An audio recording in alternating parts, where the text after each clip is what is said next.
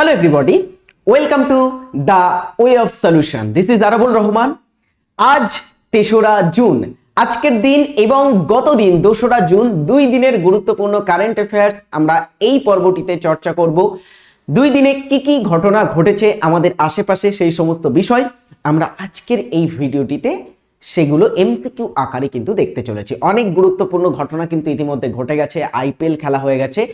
IPL এর উপর থেকে আমি একটা ডেডিকেটেড কারেন্ট অ্যাফেয়ার্স এর ভিডিও করে দিয়েছি। আইপিএল এ এই বছরে কি কি পুরস্কার, কি কি রেকর্ড এবং কোন দল চ্যাম্পিয়ন হয়েছে সেগুলোর উপর থেকে এই চ্যানেলেই তোমরা ওই ভিডিওটা দেখতে পাবে। যারা এখনো ওই ভিডিওটা দেখোনি অবশ্যই যাও, ভিডিও সেকশনে তোমরা ওই ভিডিওটিকে পেয়ে যাবে। তো এভরিবডি সকলে ওই ভিডিওটি কিন্তু দেখবে। আইপিএল সম্পর্কিত সমস্ত তথ্য সেখানে আমি প্রোভাইড করেছি। আজ ৩রা জুন কি কি কারেন্ট অ্যাফেয়ার্স আছে অবশ্যই দেখে নিই। প্রথম কারেন্ট অ্যাফেয়ার্স আমরা দেখি। প্রথম স্ক্রিনে দেয়া হচ্ছে প্রশ্ন, প্রতি বছর কোন তারিখে তেলেঙ্গানা গঠন দিবস পালন করা হয়?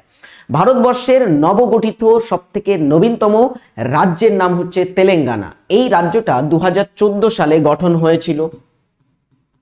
তেলেঙ্গানা এটা গঠন হয়েছিল অন্ধ্রপ্রদেশ রাজ্য ভেঙে ২০১৪ সালে গঠন হয়েছিল। এটা ভারতের সবথেকে নিউয়েস্ট নবগঠিত একটা জেলা রাজ্যের নাম এবং এটা প্রতি বছর প্রতিষ্ঠা দিবস পালন করে থাকে ২রা জুন, জুন মাসের ২ তারিখে। দেখো, Telangana formation day also known as Telangana statehood day, Telangana গঠন দিবস যেটাকে তেলেঙ্গানা রাজ্য দিবসও বলা হয়ে থাকে, is celebrated on June 2nd every year on the Indian state of Telangana. Telangana রাজ্যে প্রতি বছর ২রা জুন এটাকে পালন করা হয়ে থাকে।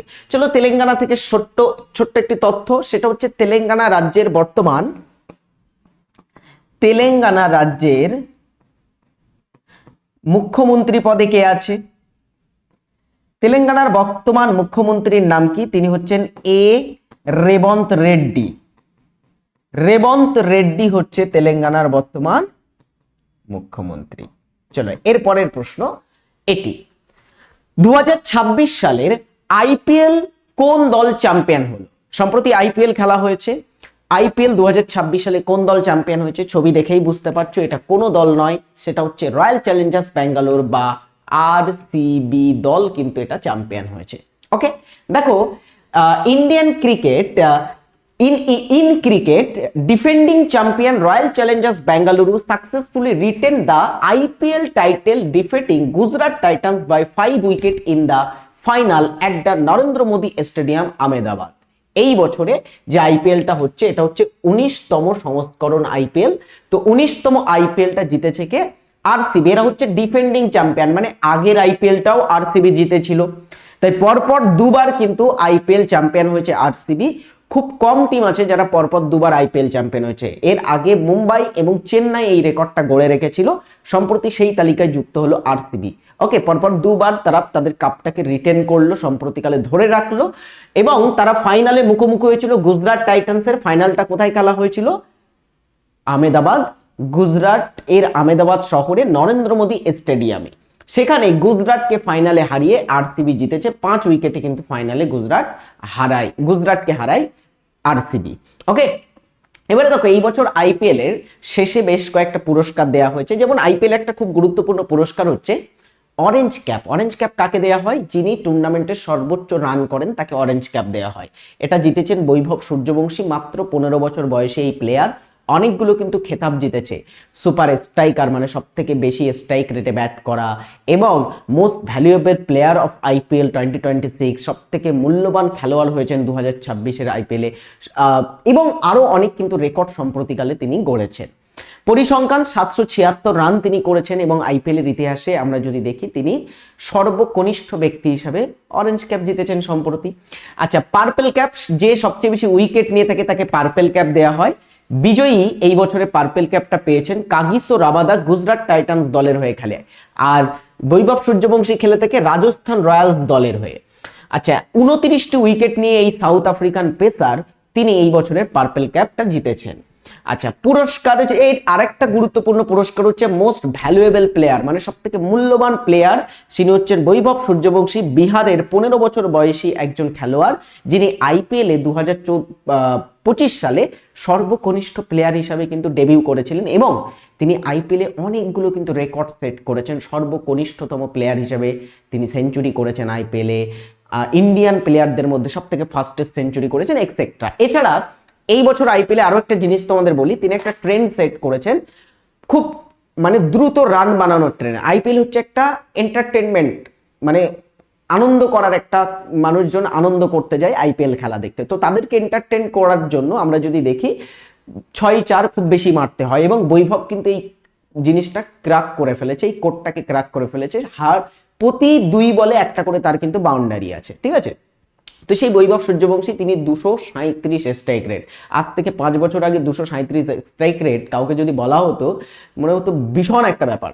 হ্যাঁ, তো সেই বৈভব সূর্যবংশী তিনি কিন্তু 237 স্ট্রাইক রেটে ব্যাট করেছেন, যেটা আইপিএল এর ইতিহাসে সব থেকে হাইয়েস্ট স্ট্রাইক রেটে গড়ে ব্যাট করা, ঠিক আছে।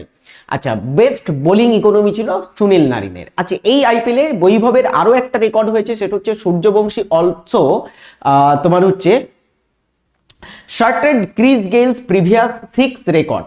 ক্রিস গেইলের একটা রেকর্ড ছিল 6 মারার রেকর্ড, সেটাকে তিনি সম্প্রতিকালে ভেঙে দিয়েছেন। কি করেছেন? Clearing the rope 72 metre in the single campaigning. একটা আইপিএল এর সিজনে তিনি 72টা 6 মারার রেকর্ড গড়েছেন, যেটা ক্রিস গেইলের কাছে এর আগে একটা রেকর্ড ছিল এবং সেই রেকর্ডটা তিনি সম্প্রতি ভেঙে দিয়েছেন। দ্য হাইয়েস্ট সাকসেসফুল রান চেসটাও হয়েছে এই বছরের আইপিএল এ, আইপিএল হিস্ট্রিতে in 2026 in IPL history is 265 run.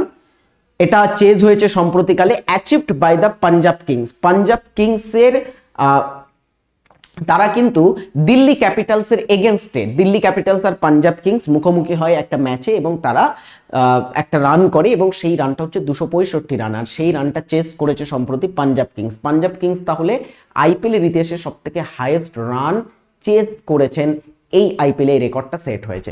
আর এই টুর্নামেন্ট বা এই ম্যাচটাতে একটা আরো রেকর্ড এসেছিল, সেটা হচ্ছে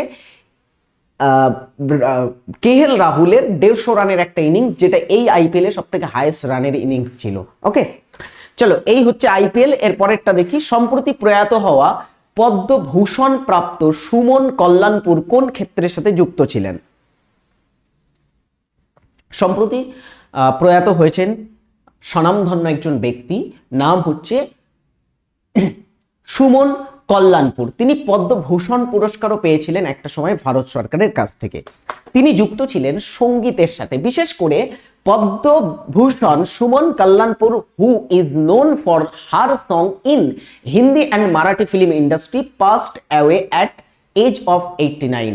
89 বছর বয়সে তিনি মারা গেছেন, যিনি হিন্দি এবং মারাঠি ফিল্ম ইন্ডাস্ট্রিতে কিন্তু প্রচুর গান গেয়েছেন, প্রচুর ভাষায় তিনি গান গেয়েছেন, বিশেষ করে হিন্দি ও মারাঠি ভাষার সিনেমার জন্য। তো তিনি সঙ্গীতের সাথে যুক্ত ছিলেন। এরপরে খেলাধুলো থেকে আরো একটা ভিভিআই প্রশ্ন, যেটা হচ্ছে 4 নম্বর আজকের আমাদের খবর, আজকের আমাদের কারেন্ট অ্যাফেয়ার্স। কোন ভারতীয় পুরুষ জুটি বা দ্বৈত প্লেয়ার জুটি Singapore open badminton tournament champion হলো? খুব গুরুত্বপূর্ণ এটা। সিঙ্গাপুর ব্যাডমিন্টন চ্যাম্পিয়ন দ্বৈতভাবে, ডুয়াল ভাবে জিতেছে কারা? ভারতবর্ষের মেজর ধ্যানচাঁদ খেলরত্ন পুরস্কার প্রাপ্ত দুজন খেলোয়াড়, যাদের নাম সাত্বিক সাইরাজ রাঙ্কিরেড্ডি এবং চিরাগ শেট্টি। এই দ্বৈত প্লেয়াররা অনেক কিন্তু পুরস্কার, অনেক কিন্তু টুর্নামেন্ট জিতেছে, এমনকি কমনওয়েলথ গেমসেও তারা কিন্তু জিতেছিল। তো সেই সাত্বিক সাইরাজ রাঙ্কিরেড্ডি এবং চিরাগ শেট্টি রিসেন্টলি 2026 সালের সিঙ্গাপুর ওপেন ডাবলসে জিতেছেন ব্যাডমিন্টন টুর্নামেন্টে সোনা। ওকে, কি বলা হচ্ছে? Indian men's double pair of Satwik Sairaj Rankireddy and Chirag Shetty won the finals of the Singapore Open tournament. তো সিঙ্গাপুর ওপেন টুর্নামেন্ট তাদের এই যৌথ বা তারা এই দ্বৈত প্লেয়ার সাত্বিক সাইরাজ রাঙ্কিরেড্ডি এবং চিরাগ শেট্টি তারা রিসেন্টলি জিতলেন। এরপরে 2026 সালের জুন মাসে কোন দেশ 16 বছরের কম বয়সীদের জন্য সোশ্যাল মিডিয়া ব্যবহার করা আইন করে নিষিদ্ধ করেছেন? এর আগেও প্রচুর দেশ কিন্তু শিশুদের জন্য, বিশেষ করে 16 বছরের কম বয়সী শিশুদের জন্য সোশ্যাল মিডিয়াটাকে ব্যান করেছে, যেমন অস্ট্রেলিয়া করেছে, এশীয় কান্ট্রির মধ্যে প্রথম করেছিল ইন্দোনেশিয়া, আর সেই ইন্দোনেশিয়ারই প্রতিবেশী দেশ হচ্ছে মালয়েশিয়া, তারা রিসেন্টলি এটা নিয়ম করে নিষিদ্ধ করেছে। Malaysia bans under 60s from social media, new age verification rule enforce. তো সম্প্রতিকালে নতুন একটা আইন সেখানে লাগু করা হয়েছে যে 16 বছরের কম বয়সী কেউ যদি থাকে সে কিন্তু সোশ্যাল মিডিয়া ইউজ করতে পারবে না। এরপরে ভারত সরকার দেশের জলসম্পদ গবেষণা ও পরিকাঠামো উন্নয়নের জন্য কোন সংস্থার সাথে চুক্তি সই করলো?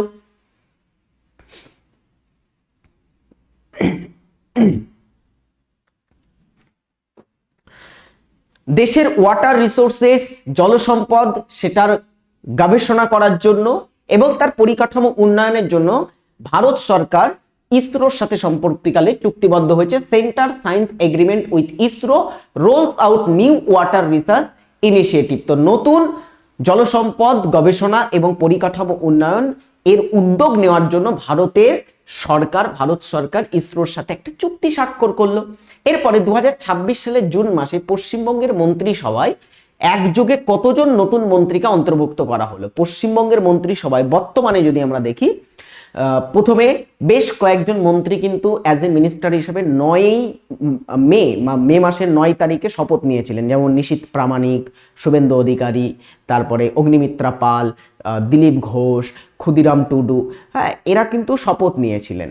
হ্যাঁ, তারপরে রিসেন্টলি আমরা দেখব আরো কয়েকজন মন্ত্রী কিন্তু শপথ নিয়েছেন, সেটা হচ্ছে 35 জন মন্ত্রী সম্প্রতিকালে শপথ নিয়েছেন। West Bengal cabinet expand with induction of 35 new minister. তো সম্প্রতিকালে নতুন 35 জন মিনিস্টার কিন্তু ওয়েস্ট বেঙ্গল ক্যাবিনেটে বা ওয়েস্ট বেঙ্গলের মন্ত্রী পরিষদে যুক্ত হয়েছে। টোটাল এখন মন্ত্রী হয়েছে কতজন? 41 জন টোটাল কিন্তু আমাদের পশ্চিমবঙ্গের মন্ত্রী হয়েছে। আর মুখ্যমন্ত্রীকে তোমরা জানো নিশ্চয়ই, তিনি হচ্ছেন শুভেন্দু অধিকারী। এবং শুভেন্দু অধিকারী শুধু মুখ্যমন্ত্রী নয়, তার সাথে অনেকগুলো মন্ত্রিত্বের তিনি দায়িত্ব সামলাবেন। আচ্ছা, এছাড়া কয়েকজন ক্যাবিনেট মিনিস্ট্রি নিযুক্ত করা হয়েছে। এই 35 জন মন্ত্রী 3 প্রকারের হয়, এটা জানো তোমরা? একটা হচ্ছে ক্যাবিনেট মিনিস্টার, আর একটা মিনিস্টার অফ স্টেট ইন্ডিপেন্ডেন্ট, মানে তোমার প্রতিমন্ত্রী কিন্তু স্বাধীন দায়িত্বপ্রাপ্ত প্রতিমন্ত্রী। আর একটা হয়ে থাকে তোমার প্রতিমন্ত্রী, মানে যেটা মিনিস্টার অফ স্টেট বলা হয়ে থাকে, ঠিক আছে? মিনিস্টার্স অফ স্টেট 19 জনকে নিযুক্ত করা হয়েছে সেটাতে। চলো, ক্যাবিনেট মন্ত্রী এরা কিন্তু খুব ক্ষমতাশালী হয়। এখানে নিযুক্ত হয়েছে দীপক বর্মন, অলসো স্পেলড বর্মান। যাই হোক, দীপক বর্মন, তাপস রয়, ডক্টর শঙ্কর ঘোষ, মনোজ কুমার ওরাং, অর্জুন সিং, গৌরী শঙ্কর ঘোষ, স্বপন দাশগুপ্ত, তারপরে হচ্ছে জগন্নাথ চট্টোপাধ্যায়, কল্যাণ চক্রবর্তী, অজয় পোদ্দার এবং শারদাত মুখার্জি, দুধ কুমার মণ্ডল এবং অনুপ কুমার দাস, এরা ক্যাবিনেট মন্ত্রী হিসাবে অ্যাপয়েন্ট হবেন। এছাড়া কিছু মন্ত্রী যারা প্রতিমন্ত্রী হিসাবে নিয়োগ হচ্ছে, কিন্তু তারা স্বাধীন দায়িত্বপ্রাপ্ত ইন্ডিপেন্ডেন্ট চার্জে থাকবে 3 জন, ডক্টর ইন্দ্রানীল খাঁ এবং তোমার হচ্ছে মালতী রাভা রয়, রাজেশ মাহাতো, এরা তোমার হচ্ছে নিযুক্ত হবে প্রতিমন্ত্রী বাট স্বাধীন দায়িত্বপ্রাপ্ত প্রতিমন্ত্রী হিসাবে। এছাড়া মিনিস্টার অফ স্টেট মানে প্রতিমন্ত্রীদের দায়িত্বে থাকছে জোয়েল মুর্মু, তারপরে হরেকৃষ্ণ বেরা, তারপরে আনন্দময় বর্মন, অশোক দিন্দা,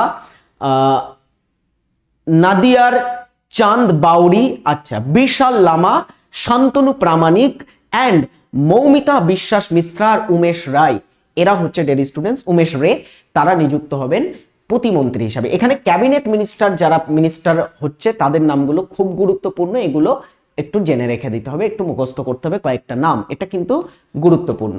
বাকিগুলো তুমি যদি মনে করো যে ছেড়ে দেবো, আমি পড়বো না, কোনো ব্যাপার নয়, কিন্তু এইগুলো কিন্তু তোমাকে একটু পড়তে হবে এক্সামের জন্য। এখান থেকে প্রশ্ন আসতে পারে, কে কোন মন্ত্রীর দায়িত্ব পাচ্ছে সেটা আমি পরে কিন্তু তোমাদের বুঝিয়ে দেবো। এখন কে কোন মন্ত্রীর দায়িত্ব পেয়েছে এটা কিন্তু সম্পূর্ণ স্পষ্ট হয়নি, আমি অনেক খুঁজেছি, বাট এটা এখনো কিন্তু ঘোষণা করা হয়নি বা মন্ত্রিত্ব এখনো দেয়া হয়নি। ঘোষণা করা হচ্ছে কে কে মন্ত্রী হয়েছে, কিন্তু তাদের দপ্তর এখনো বন্টন করা হয়নি। দপ্তর বন্টন করা হলে আমি অবশ্যই তোমাদের ইনফর্ম করব। এরপরে চলো, আরো অনেক মন্ত্রী আছে, আমি সবগুলো পড়ছি না, সব মন্ত্রীগুলো এখানে আছে। টোটাল যদি দেখি আমাদের বর্তমানে ওয়েস্ট বেঙ্গল ক্যাবিনেটে 41 জন মন্ত্রী হয়েছে, ঠিক আছে? এবং এর আগে কয়েকজন মন্ত্রী শপথ নিয়েছিল, যেমন নিশীথ প্রামাণিক, দিলীপ ঘোষ, অশোক কীর্তানিয়া, ক্ষুদিরাম টুডু এবং অগ্নিমিত্রা পাল, সব মিলে 41 জন মন্ত্রী হয়েছেন।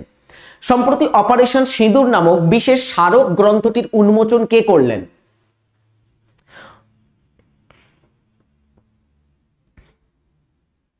বলো। অপারেশন সিঁদুর নামের বিশেষ স্মারক গ্রন্থটির উন্মোচন করলেন সম্প্রতিকে, সেটি হচ্ছে রাজনাথ সিং, আমাদের ভারতের বর্তমান স্বরাষ্ট্রমন্ত্রী। তিনি অপারেশন সিঁদুর নামে একটি বিশেষ স্মারক গ্রন্থ উন্মোচন করলেন।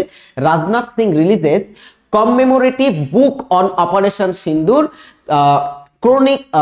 ক্রনিকলিং সোলজার টেস্টিমোনিস, আচ্ছা টেস্টিমোনিস মাফ করবে, এই বলে কিন্তু একটা সম্প্রতিকালে বুক তারা লঞ্চ করেছে। এই টাইটেলে একটা বুক সম্প্রতিকালে লঞ্চ করা হয়েছে, ঠিক আছে। আমাদের ভারতের সেনাবাহিনীরা কিভাবে তোমার অপারেশন সিন্দুরের সময় অপারেশন চালিয়েছিল, হ্যাঁ, কি কি পদক্ষেপ নেওয়া হয়েছিল ভারতীয় সেনাবাহিনীর দ্বারা, সবকিছু কিন্তু বর্ণিত হয়েছে এই স্মারক বইটার মধ্যে, যেটা সম্প্রতিকালে আমাদের ভারতবর্ষের যিনি স্বরাষ্ট্রমন্ত্রী আছেন রাজনাথ সিং, তিনি এই স্বরাষ্ট্রমন্ত্রী বলছি, সরি ভারতবর্ষের যিনি প্রতিরক্ষা মন্ত্রী আছেন ডিফেন্স মিনিস্টার রাজনাথ সিং, তিনি লঞ্চ করেছেন।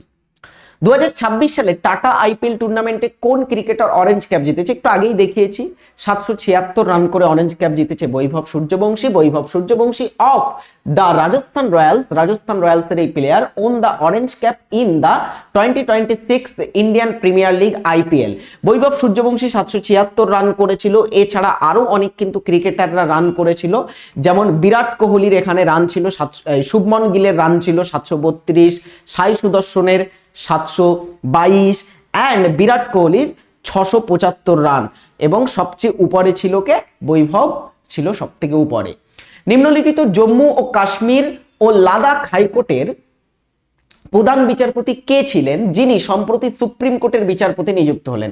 আচ্ছা, আমরা আগের মান্থে পড়েছিলাম মে মাসে যে আমাদের সুপ্রিম কোর্টের বিচারপতির সংখ্যা 33 থেকে বাড়িয়ে করা হয়েছে কত?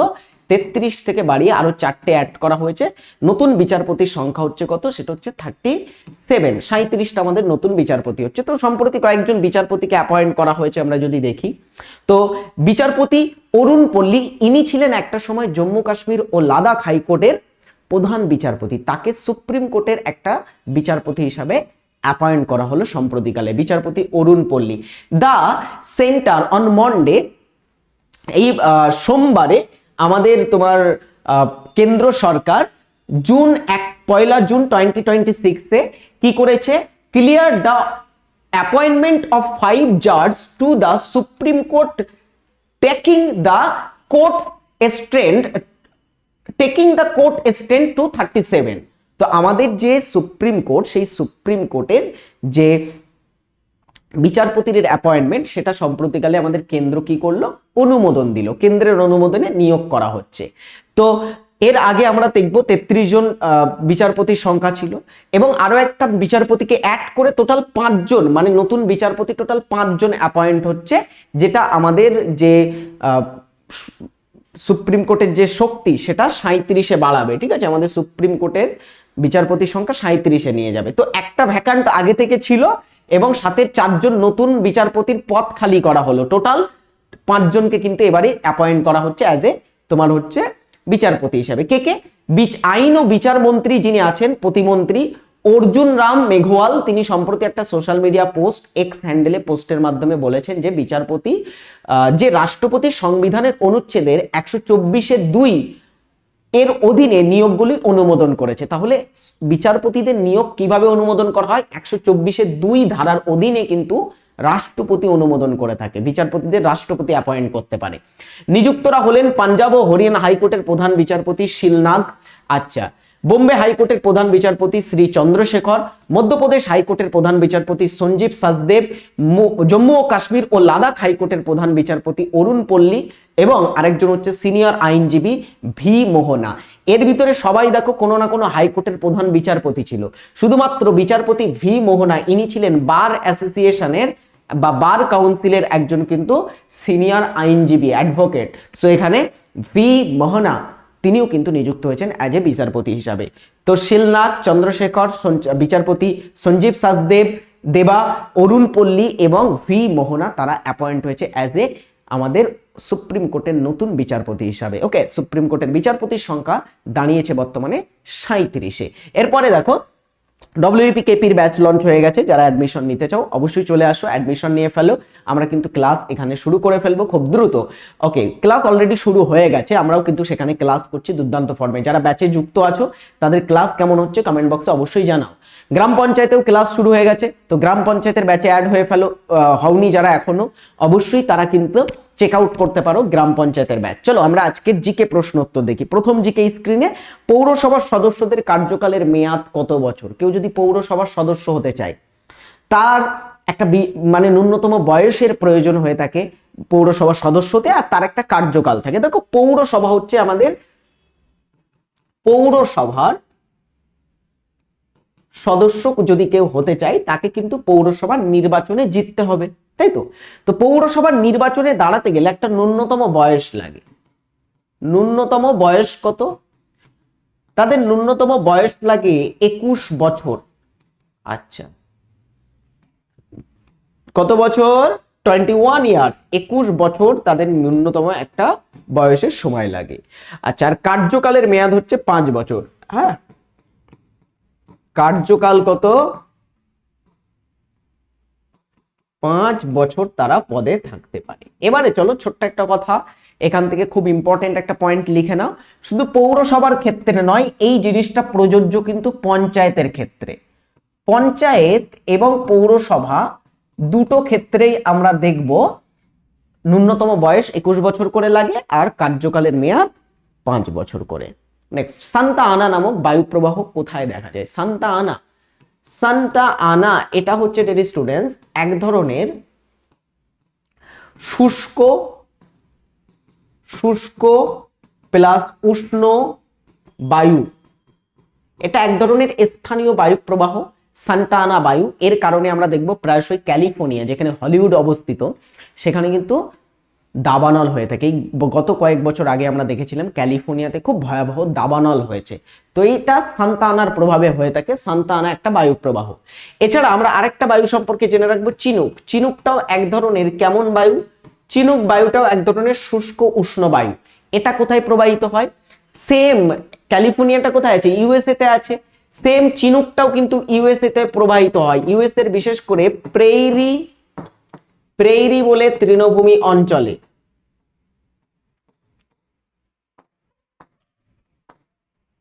প্রেইরি তৃণভূমি অঞ্চলে প্রবাহিত হয়ে থাকে চিনুক, যেটা আন্দিজ পর্বতের পূর্ব ঢালে পড়ে থাকে।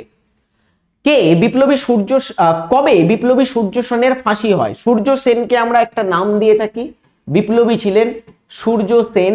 সেই বিপ্লবী সূর্য সেনকে বলা হয়ে থাকে মাস্টারদা। মাস্টারদা না বললে তাকে কিন্তু অসম্মান করা হবে, বুঝেছো? তো মাস্টারদা সূর্য সেন মাস্টারদা নামে পরিচিত ছিলেন। ইনি 1930 সালে একটা কাজ করেছিলেন, সেটা হচ্ছে চট্টগ্রামে অস্ত্রাগার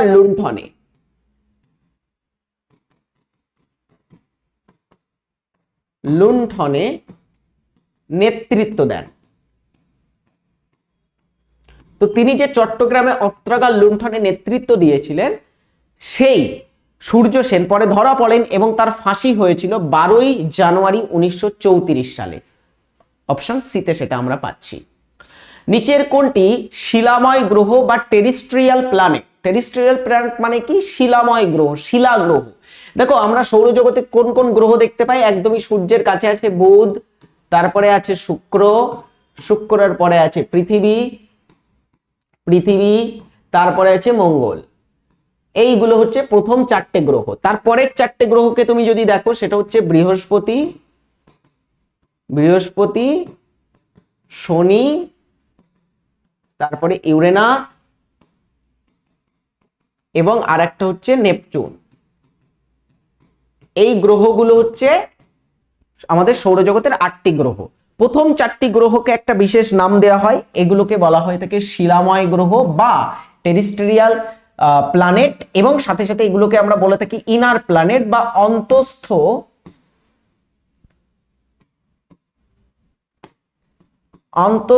গ্রহ বলা হয়ে থাকে, এবং সাথে সাথে শিলা গ্রহও বলা হয়ে থাকে। হ্যাঁ,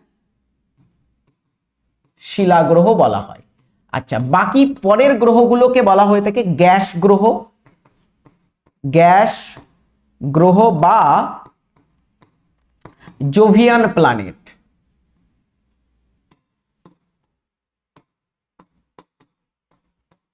জোভিয়ান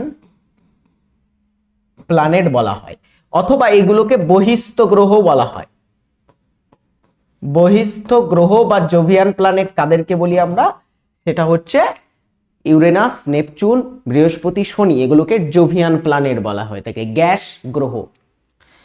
এখানে সঠিক উত্তর হচ্ছে তাহলে শুক্র। শুক্রকে আমরা কি বলছি? শিলা গ্রহ বা অন্তস্থ গ্রহ, বাকিগুলো সব গ্যাসীয় গ্রহ। হাতিগুম্ফা শিলালিপি থেকে কার সম্পর্কে জানা যায়? এগুলো বাকি, এইগুলো হচ্ছে সব জোভিয়ান প্ল্যানেট নামে পরিচিত। হ্যাঁ, হাতিগুম্ফা শিলালিপি থেকে আমরা জানতে পারি কলিঙ্গরাজ খারবেলের সম্পর্কে, খারবেলের সম্পর্কে, তাই তো? আচ্ছা দেখো, রাজা রুদ্র দমনের সম্পর্কে জানা যায় একটা লিপি থেকে। সেই লিপিটা হচ্ছে কি বলতো দেখি? শক রাজা ছিলেন, রাজা রুদ্র দমন, এনার সম্বন্ধে আমরা জানতে পারি বিখ্যাত একটা গ্রন্থ, ভুলে গেলাম, শক রাজা রুদ্র, চলো ধর্মপালটা আমি বলে দিই, তোমরা কমেন্ট করে জানাও তো দেখি রুদ্র দমনের সম্পর্কে আমরা কোথা থেকে জানতে পারি। মনে এসেছে, জুনাগড় লিপি থেকে। জুনাগড় লিপি থেকে জানা যায় শক রাজা রুদ্র দমনের সম্পর্কে। ধর্মপাল হচ্ছে খালিমপুর তাম্র লিপি থেকে আমরা জানতে পারি। কার সম্পর্কে? খালিমপুর তাম্র লিপি থেকে আমরা জানতে পারি ধর্মপাল সম্পর্কে। স্কন্দগুপ্ত সম্পর্কে জানা যায় ভিতারি লিপি থেকে।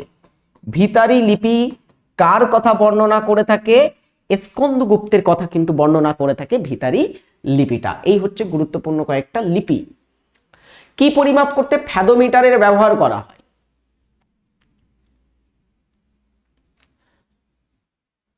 ফ্যাদোমিটারের ব্যবহার আমরা কিসের সাহায্যে করি? শব্দের তীব্রতা, এটা অডিওমিটারের মাধ্যমে করা হয়। অডিওমিটারের মাধ্যমে করা হয়। মহাসাগরের গভীরতা ফ্যাদোমিটারে মাপা হয়। বৃষ্টিপাত মাপা হয় একটা যন্ত্রের সাহায্যে, যেটাকে রেনগজ বলা হয়। আর ভূমিকম্প সিসমোগ্রাফের সাহায্যে মাপা হয়। সিসমোগ্রাফ যন্ত্রে আমরা পরিমাপ করে থাকি ভূমিকম্প। অর্থ কমিশনের কাছ থেকে প্রাপ্ত পঞ্চায়েতি রাজ প্রতিষ্ঠানের সহায়তার অনুদান কার দায়িত্বে থাকবে? পঞ্চায়েতি রাজ ব্যবস্থা পশ্চিমবঙ্গের মতো রাজ্য বা ম্যাক্সিমাম রাজ্যে 3 স্তর বিশিষ্ট হয়। একদমই উপরে থাকে জেলা পরিষদ, আচ্ছা, তার মাঝে থাকে পঞ্চায়েত সমিতি, তার মাঝখানে কি থাকে? পঞ্চায়েত সমিতি থাকে, আর একদমই নিচে থাকে গ্রাম পঞ্চায়েত। এবারে দেখো ডিয়ার স্টুডেন্টস, কি বলা হচ্ছে এর ভিতরে? অর্থ কমিশন, ভারতের সংবিধানের 280 ধারাতে অর্থ কমিশনের কথা বলা হয়েছে, যারা রাজস্ব বন্টন করে থাকে। তো অর্থ কমিশনের কাছ থেকে যেটা প্রাপ্তি পঞ্চায়েত পেয়ে থাকে বা পঞ্চায়েতি রাজ ব্যবস্থা পেয়ে থাকে, সেটা সরাসরি কার কাছে চাই? সহায়তার অনুদান কার দায়িত্বে থাকবে? সঠিক উত্তর হচ্ছে গ্রাম পঞ্চায়েতের দায়িত্ব। একদমই নিচের লেভেলে আছে গ্রাম পঞ্চায়েত, তাদের দায়িত্বে কিন্তু এটা থাকবে। অপশন সিতে পাচ্ছি আমরা সেটাকে। 2028 সালের অলিম্পিক গেমস কোথায় অনুষ্ঠিত হবে? 2024-এ লাস্ট হয়েছিল প্যারিসে, এরপরে 28-এ হবে আমেরিকা যুক্তরাষ্ট্র বা ইউএসএ। ইউএসএ এর কোথায়? লস অ্যাঞ্জেলেসে হবে। মানবদেহে কিডনি কি করে? কিডনি বা বৃক্ক, এটার কাজ কি?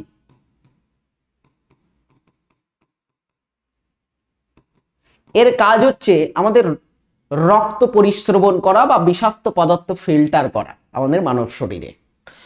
পণ্ডিত অনিন্দ্য চ্যাটার্জি বা চট্টোপাধ্যায় কোন বাদ্যযন্ত্রের সাথে যুক্ত ছিলেন?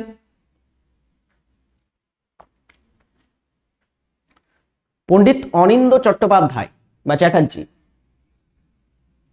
ইনি যুক্ত ছিলেন তবলা বাদ্যযন্ত্রের সাথে। আচ্ছা, এরপরে দেখো মানব দেহে কয়টি ক্রোমোজোম থাকে? বাড়ির কাজ দিয়ে রাখবো, কমেন্ট বক্সে সকলে এটার উত্তর জানাবে। চলো আজকের পর্বটি এখানেই শেষ করে, আমি জিকে প্রশ্ন একটু তৈরি করতে সময় যাচ্ছে, তো সেই কারণে জিকে প্রশ্ন আমি বেশি করে আনতে পারছি না। আমি পরের দিন থেকে চেষ্টা করব অনেক জিকে প্রশ্ন আনার।